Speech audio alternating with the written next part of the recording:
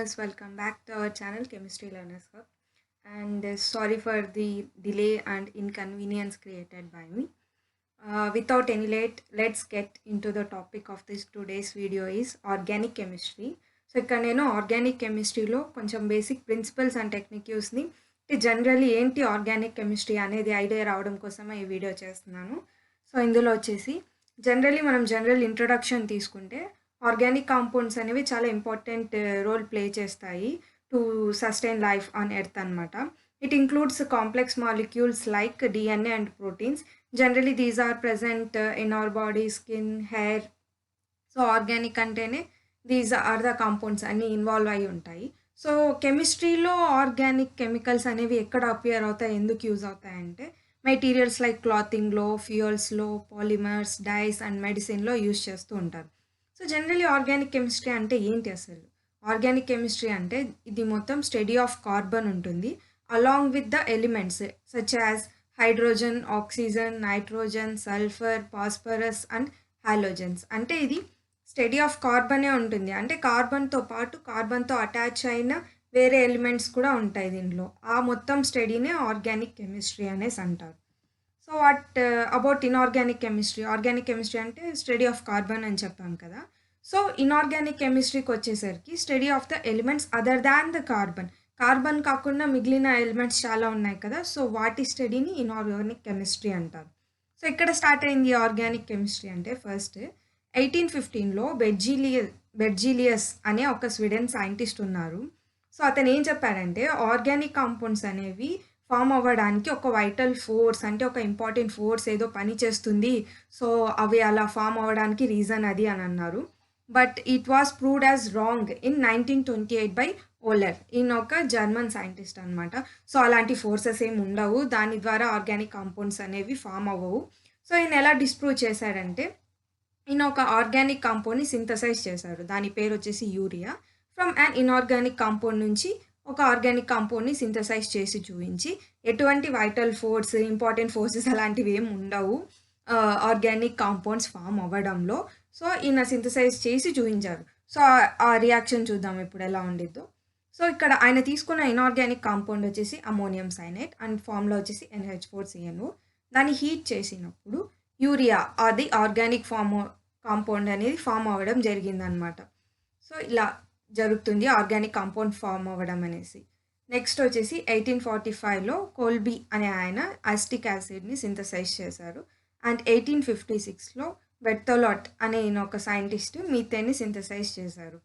So ఇక్కడ ఇప్పుడు మోడ్రన్గా మనం చూస్తున్న ఆర్గానిక్ కెమిస్ట్రీకి ఇప్పుడు ఇది ఇలా రావడానికి మెయిన్ ఇంపార్టెంట్ దాన్ని ఎవరు గైడ్ చేశారు, ఏది దేని వల్ల ఇది ఇప్పుడు ఈ మోడ్రన్ షేప్లో ఇలా వచ్చింది అంటే దానికి మెయిన్ కారణం వచ్చేసి electronic theory of covalent bonding development వల్లనే ఇప్పుడు మనం ఆర్గానిక్ కెమిస్ట్రీ చూస్తున్నామే మోడ్రన్లో, దానికి ఈ షేప్ అనేది రావడం జరిగింది.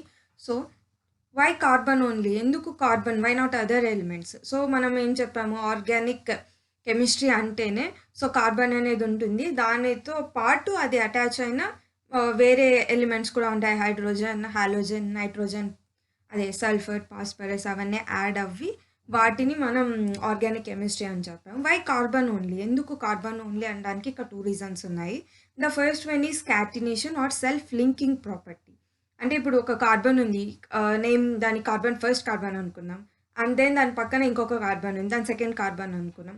సో ఈ 2 కార్బన్స్కి సెల్ఫ్ లింకింగ్, అవి రెండే లింక్ అయిపోయి ఒక లాంగ్ చైన్లా కానీ రింగ్లా కానీ ఫామ్ అయ్యే ఒక ప్రాపర్టీని catenation or self linking property అనేసి అంటారు. సో నెక్స్ట్ వచ్చేసి టెట్రా వ్యాలెన్సీ ఆర్ 4 వ్యాలెన్సీ. అంటే టెట్రా అంటే 4 కదా, సో 4 వ్యాలెన్సీ అంటే అవుటర్ మోస్ట్లో ఉన్న electrons able to combine with the other atom యొక్క అవుటర్ మోస్ట్ ఎలిమెంట్స్ అంటే అయాన్స్తో కలిసే ప్రాపర్టీని టెట్రా వ్యాలెన్సీ అంటారు. సో ఈ టెట్రా వ్యాలెన్సీ అనేది కార్బన్కి సో ఇలా ఉండడం వల్ల, దానికి టెట్రా వ్యాలెన్సీ ఉండడం వల్ల, విచ్ మీన్స్ 4 ఆటమ్స్ ఉంటాయి కదా, సో ఆ 4 ఆటమ్స్ అనేవి వేరే యొక్క ఎలిమెంట్ యొక్క ఆటమ్స్తో కలిసి వాటి యొక్క బాండ్ని ఫామ్ చేయడం అనేది జరుగుతుంది. ఇక్కడ కోవలెంట్ బాండింగ్ అనేది జరుగుతుంది. సో ఈ 2 రీజన్స్ వల్ల క్యాటినేషన్, కార్బన్ జాయిన్ అవ్వడానికి బాండ్ ఫార్మేషన్ జరగడం వల్ల అండ్ కార్బన్ వేరే ఆటమ్స్తో సచ్ యాజ్ ఎలాంటివంటే hydrogen, oxygen, nitrogen, sulphur, fluorine, chlorine. So ఈ అటాచ్మెంట్ అనేది జరుగుతుంది కాబట్టి కార్బన్కి ఈ 2 ప్రాపర్టీస్ ఉన్నాయి కాబట్టి ఇది సో ఆర్గానిక్ కాంపౌండ్స్ని ప్రిపేర్ చేయగలుగుతుంది. సో ఇప్పటిదాకా ఎలా జరుగుతుంది ఇప్పుడు టెట్రా వ్యాలెన్సీ ఉంటుంది అనేసి అన్నాం. సో మనం చూసుకుంటే కనుక కార్బన్కి అటామిక్ నెంబర్ వచ్చేసి 6. సో దానికి ఎలక్ట్రానిక్ కాన్ఫిగరేషన్ మనం రాస్తే 1s2 2s2 2p2 వస్తుంది. సో 2p అంటే పీలో మనం జనరల్ ఎలా రాస్తాం, px py pz రాస్తాం. ఇది దీని గ్రౌండ్ స్టేట్ కాన్ఫిగరేషన్. సో ఎప్పుడైతే 2s2లో ఉన్న ఒక ఎలక్ట్రాన్ అనేది ఎగ్జైట్ అయిపోయి 2pz0 ఉంది కదా, ఇక్కడికి ట్రాన్స్ఫర్ అయినప్పుడు సో ఇక్కడ ఎన్ని ఉన్నాయి 1 2 3 4. సో ఈ హాఫ్ ఫిల్డ్ అయిన ఈ 4 ఆర్బిటాల్స్ అనేవి రెడీగా ఉంటాయన్నమాట వేరే వాటితో బాండ్ ఫార్మేషన్ చేసుకోవడానికి, వేరే వాటితో. సో ఇప్పుడు మనం ఫర్ ఎగ్జాంపుల్ మీథేన్ తీసుకున్నాం అనుకోండి, CH4 అంటే ఏంటి, కార్బన్కి 4 హైడ్రోజన్స్ అటాచ్ అయినాయి. ఆ 4 ఎక్కడ అటాచ్ అవుతాయంటే సో హియర్ 2s1 దగ్గర ఒకటి, 2px దగ్గర ఒకటి, 2py దగ్గర ఒకటి, 2pz దగ్గర ఒకటి.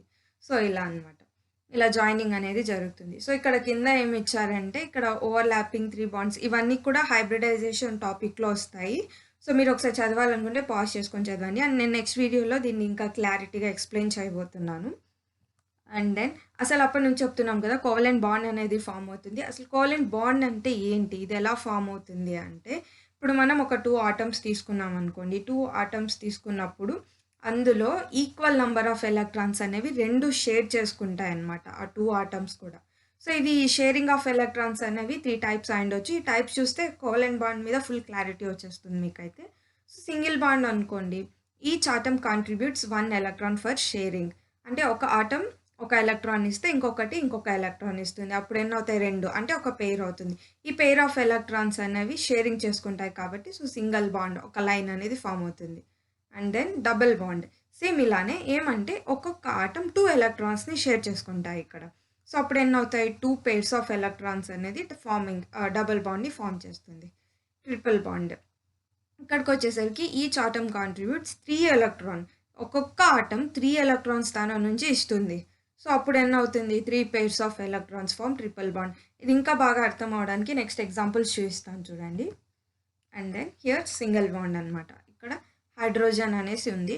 సో ఇక్కడ హైడ్రోజన్కి జనరల్లీ ఎంత ఉంటుంది, దాని అటామిక్ నెంబర్ 1 ఉంటుంది కాబట్టి దాని ఎలక్ట్రాన్ కూడా 1 షేర్ అయినప్పుడు ఇక్కడ ఒక బాండ్ ఫామ్ అవుతుంది. ఇక్కడ 2 కలర్స్ ఎందుకు చూపించానంటే ఈ ఎలక్ట్రాన్ ఇది కాంట్రిబ్యూట్ చేస్తుంది, ఈ ఎలక్ట్రాన్ ఇది కాంట్రిబ్యూట్ చేస్తుంది. సో క్లారిటీ రావడం కోసం ఇలా చూపించాను. In the same way chlorine కూడా అంతే. సో ఇక్కడ వ్యాలెన్సీ ఎలక్ట్రాన్స్ అన్నవి ఫామ్ చేస్తున్నాయి. ద అవుటర్ మోస్ట్ ఎలక్ట్రాన్ ఎన్ని ఉంటుందో షెల్లో. సో మీకు ఎగ్జాంపుల్ వ్యాలెన్సీ ఎలా మనకు తెలుస్తుంది అంటే దాని గ్రూప్ నెంబర్ ఎంత ఉంటుందో దాని వ్యాలెన్సీ అంతే ఉంటుంది. ఫర్ ఎగ్జాంపుల్ హైడ్రోజన్ తీసుకుంటే సో దీని గ్రూప్ నెంబర్ 1 కాబట్టి దీని వ్యాలెన్సీలో 1 ఎలక్ట్రాన్ ఉంటుంది. క్లోరిన్ తీసుకుంటే 7th గ్రూప్ కాబట్టి సో 7 వ్యాలెన్సీ ఎలక్ట్రాన్స్ ఉంటాయి. 7లో ఇవి 6 ఉండి ఇది ఒకటి డొనేట్ చేస్తుంది ఎలక్ట్రాన్, అండ్ ఇది ఒకటి డొనేట్ చేస్తుంది ఎలక్ట్రాన్. సో అప్పుడు ఫామ్ అయ్యేది సింగిల్ బాండ్ ఫామ్ అవుతుంది, సింగిల్ బాండ్ ఫార్మేషన్. దీన్నే కోవలెంట్ బాండ్ అనేసి అంటారు. ద సేమ్ వే మీథేన్లో కూడా అంతే. సో మీథేన్లో కార్బన్ అన్నది ఎగ్జాక్ట్లీ అప్పటి నుంచి అదే చదువుతున్నాం కదా, కార్బన్లో 4 టెట్రా వ్యాలెన్సీ 4 ఉంటుంది. సో 4 ఉంటుంది కాబట్టి ఇది 4. And we know that hydrogen 1 group ఉంటుంది అండ్ దాని వ్యాలెన్సీ 1 ఉంటుంది కాబట్టి సో 1 ఎలక్ట్రాన్ ఇది షేర్ చేస్తుంది, 1 ఎలక్ట్రాన్ కార్బన్ షేర్ చేస్తుంది. సో అలా ఫామ్ అవడం వల్ల మనకు మీథేన్ అనేది ఫామ్ అవుతుంది. సో నేను ఇలా కలర్తో ఎందుకు రిప్రజెంట్ చేస్తున్నానంటే మీకు బాగా అర్థం అవడానికి. సో అందులో ఏం డిఫరెన్స్ ఉండదు, అంటే జస్ట్ అండర్స్టాండింగ్ ఒకసారి అర్థం అయిపోతే కాన్సెప్ట్ ఇంకా గుర్తుండిపోతుంది కదా, అందుకే అలా చెప్తున్నాను. కార్బన్ అనేది సో దాని ఎలక్ట్రాన్ ఇక్కడ స్కై బ్లూతో రిప్రజెంటేషన్ చేశాను. అండ్ హైడ్రోజన్ వచ్చేసి పింక్ కలర్తో. ఇది సేమ్ వే వాటర్ కూడా ఇలానే ఉంటుంది. సో మనం స్టార్టింగ్ వీడియోస్లో చూసుకున్నట్టయితే మాలిక్యూల్ ఎలా ఫామ్ అవుతుంది అని చెప్పాం కదా, ఒక ఎలిమెంట్లోని ఒక ఆటము ఇంకొక ఎలిమెంట్లోని ఇంకొక ఆటము 2 జాయిన్ అవుతే ఒక మాలిక్యూల్ ఫామ్ అవుతుంది. అది hydrogen molecule, chlorine molecule, so methane molecules అలా చెప్పాం కదా, అదే ఇది ఎగ్జాంపుల్ కూడా. సో అలా ఇవ్వడం వల్ల బాండ్ అనేది ఫామ్ అవుతుంది.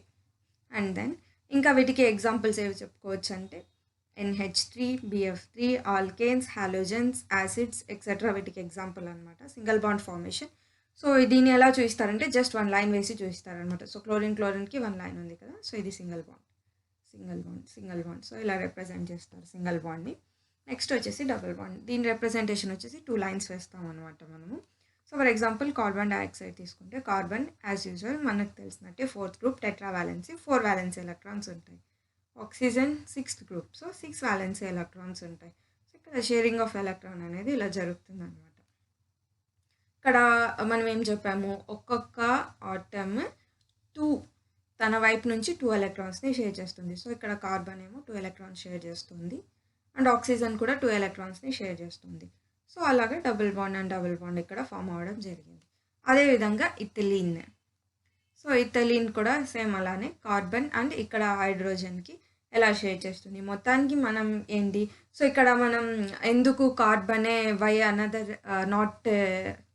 అనదర్ ఎలిమెంట్ అనేసి చెప్పుకున్నాం కదా, దాని క్యాటినేషన్ ప్రాపర్టీ ఉంది, అంటే సెల్ఫ్ లింకింగ్, కార్బనే లింక్ అయిపోతుంది. సో దాని ఎగ్జాంపుల్ ఇక్కడ మీరు చూడొచ్చు. సో కార్బన్ లింక్ అవుతుంది చూడండి. ఏదేమైనా డబుల్ బాండ్ అంటే సింపుల్, ఒక్క ఎలిమెంట్ వచ్చేసి టూ ఎలక్ట్రాన్స్ని డొనేట్ చేయాల్సి ఉంటుంది. ఇక్కడ ఒక కార్బన్ ఆటమ్ ఉంది కదా, ఇది 2 ఎలక్ట్రాన్స్, ఇది 2 ఎలక్ట్రాన్స్ని. సో అలా డొనేట్ చేయడం వల్ల ఇక్కడ డబుల్ బాండ్ ఫార్మేషన్ అనేది జరుగుతుంది. సో ఈ డబుల్ బాండ్ అనేసి వచ్చేసి సింగిల్ బాండ్ కన్నా ఎప్పుడు షార్ట్గానే ఉంటుంది. అంటే బాండ్ లెంత్ విషయంలో single bond is greater than, double bond is greater than triple bond అనమాట. అండ్ నెక్స్ట్ వచ్చేసి ట్రిపుల్ బాండ్.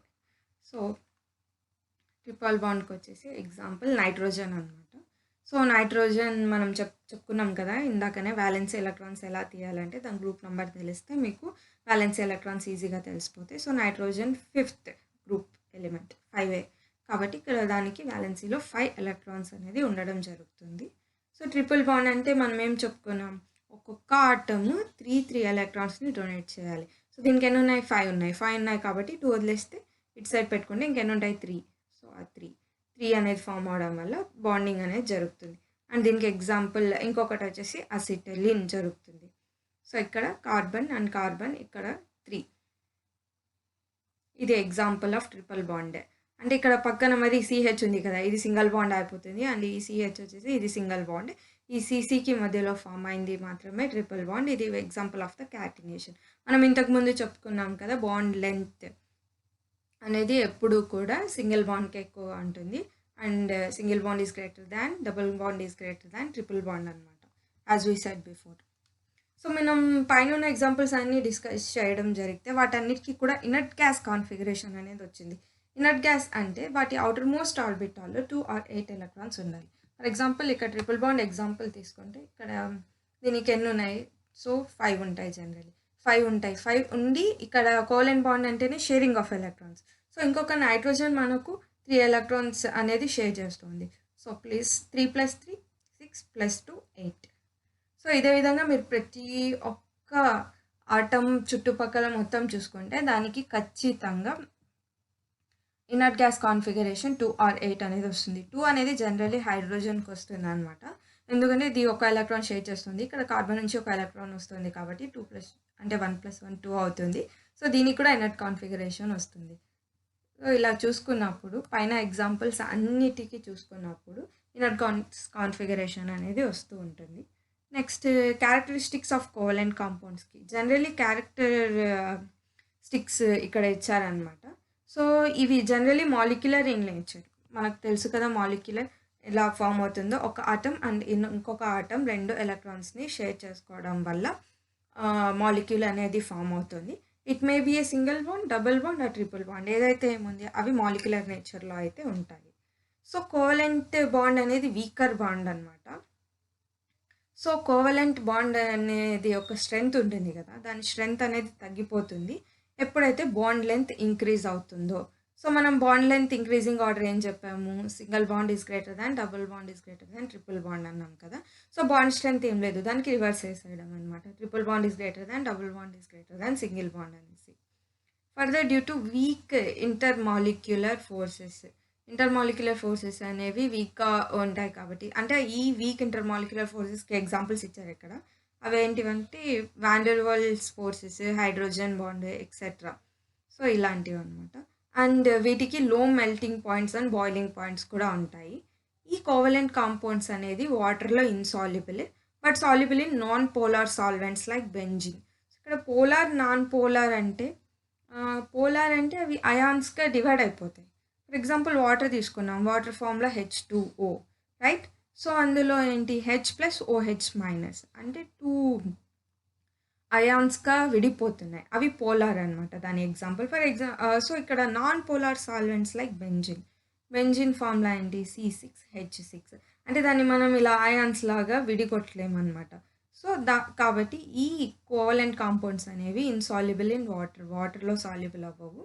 బట్ ఇవి ఎందులో సాల్యుబుల్ అవుతాయంటే నాన్ పోలార్ సాల్వెంట్స్ లైక్ బెంజిన్‌లో సాల్యుబుల్ అవుతాయి. సో, ఇలాగా ఇవి bad conductors of electricity. Obviously ఎందుకు? ఇవి అయాన్స్‌కి అసలు విడిపోవట్లేదు. జనరల్లీ మనకు ఎలక్ట్రిసిటీ కండక్ట్ చేయాలంటే అయాన్స్ ఖచ్చితంగా ఉండాలి. H+OH-, సో, H+Cl- ఏదో ఒక అయాన్స్ రూపంలో ఖచ్చితంగా ఉండాలి. సో, ఇవి అసలు విడిపోవడమే లేదు. ఇవి నాన్ పోలార్ సాల్వెంట్స్ కాబట్టి ఇవి బ్యాడ్ కండక్టర్ ఆఫ్ ఎలక్ట్రిసిటీ. ఎలక్ట్రిసిటీని కండక్ట్ అనేవి చేయవు. ఈ కోవలెంట్ బాండ్ వచ్చేసి rigid and non directional. Non directional ఎందుకు? ఫర్ ఎగ్జాంపుల్ అయానిక్ బాండ్ తీసుకున్నాం. అయానిక్ బాండ్‌లో HCl ఉందనుకో. సో, ఆ బాండ్ Hకి, Clకి మధ్య ఉన్న బాండ్ బ్రేక్ అయినప్పుడు H+Cl- అంటే అది డైరెక్షనల్ అవుతుంది. ఎటువైపు వెళ్తుందంటే HCl తీసుకున్నప్పుడు Cl అనేది మోర్ ఎలక్ట్రోనెగేటివ్ కాబట్టి దాని వైపు వెళ్తుంది. Directional, non directional. సో, మనం కంపేర్ చేసుకుంటే అయానిక్ బాండ్‌కి, కోవలెంట్ బాండ్‌కి. కోవలెంట్ బాండ్‌కి ఏముంది? Sharing of electrons. సో, అవి షేర్ చేసుకుంటున్నాయి. సో, షేర్ చేసుకుంటున్నాయి కాబట్టి ఇప్పుడు Cl2 మాలిక్యూల్ ఉంది. Cl2 మాలిక్యూల్ అంటే అవి 2 షేర్ చేసుకుంటున్నాయి. అందులో నాన్ డైరెక్షనల్ అది. ఏది ఎలక్ట్రోనెగేటివ్ అని చెప్పగలం? 2 సేమ్ ఈక్వల్ అయిపోతాయి. H2 ఉంది. అది కూడా non directional. So, covalent bond అనేది రిజిడ్ అండ్ నాన్ డైరెక్షనల్‌గా ఉంటుంది. సో, కాబట్టి ఈ కోవలెంట్ కాంపౌండ్స్ అనేవి స్ట్రక్చరల్ అండ్ స్పేస్ ఐసోమెరిజంని చూయించగలుగుతున్నాయి.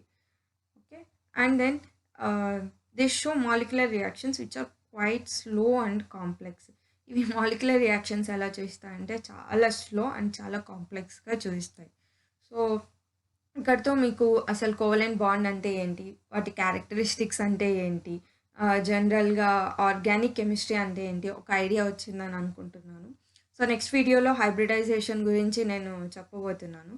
ఎనీ డౌట్స్, మీకు ఎనీ డౌట్స్ ఉన్నా ప్లీజ్ కామెంట్ సెక్షన్లో కామెంట్ చేయండి.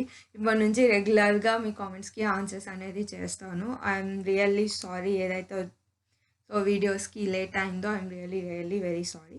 Thank you for watching guys.